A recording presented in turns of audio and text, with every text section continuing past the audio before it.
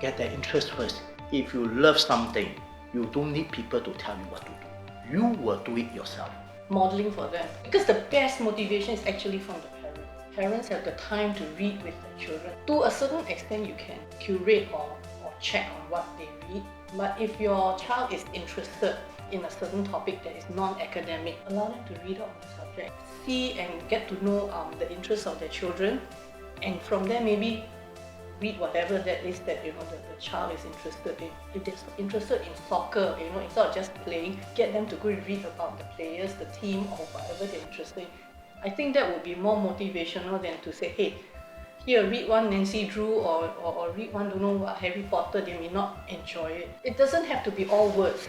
Okay, can you read me the recipe or something like that? That's great too. For lower primary, or rather the lower level, attention span is way shorter than, let's say, a secondary student. You need to get them to speak, you need to get them to read, you need to get them to do their written, but you need to encourage them. I realized that for the lower primary, they are competitive.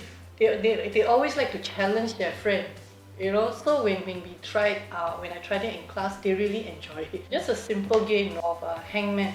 They love guessing words, so you could actually incorporate vocabulary in, and they are so excited when somebody gets hung. It actually creates some fun and some laughter in class.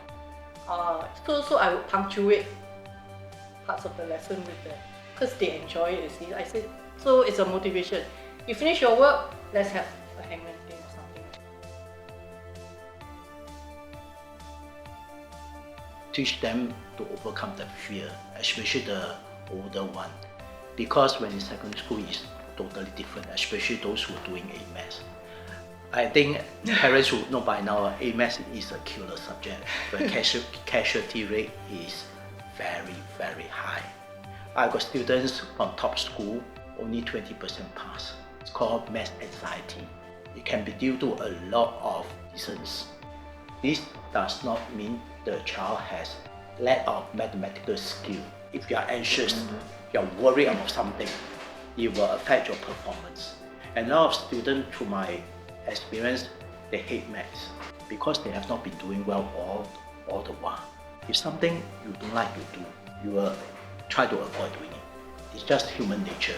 And those people usually, when they do not do well for the maths, it affects their motivation, they give up.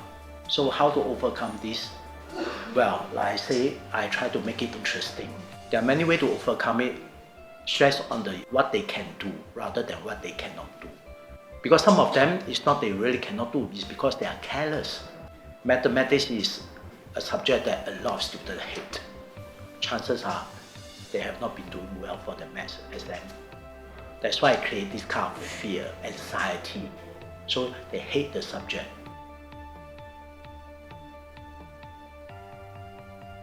High achieving students, everybody would love to have. Because number one, they are self-motivated. Yes. You don't have to tell them twice. They are very interested. But not all students are like that. So we all will have a spectrum. I will tell parents to encourage their children, especially those that a little bit more challenged when it comes to the English language. Maybe at home, or their communication is basically perhaps in Mandarin or in dialect, right? And then it shows up in their work. For these students, if they are hardworking, no problem. If they are motivated on their own, no problem. But there are those that really, they have attention deficit. There are those that because I already did so badly, I don't want to do anymore. It would be good if the parents are encouraging, affirming. They can join us. I think we are affirming teachers. We affirm the students, and we can actually customize. We will not give a standard set of worksheets. Definitely they will get there. You could be very, very bad, but you can actually come up quite decent for your PSLE. Whether maths or English or anything, the high achiever, they have the interest. They have the motivation. But the problem is those who are not so high achiever. That's where they're demoralized. Place yourself in the shoe. If you have been not doing well all these years, even for an adult like us, we will be demoralized. We don't want to do the thing that we keep on, shall we say, failing. It becomes a psychological effect on us. It will hold us back. That's where the problem is with those because like my colleague say, they don't have the interest, whether math, science, English or anything, I think it's basically the same thing. So the problem is how to achieve, how to make them interested, especially as you go higher up. The older they are, the more resistant they are. Parents, it's always good to start when they're young. Build up the interest, because as they go higher up, when they're in the teenage year, I think most parents will agree your son and daughter are not that obedient anymore. I think these are most, I say most, not all, okay? Right? I think they will start to questioning you, blah, blah, blah, all that kind of thing. So it's the same.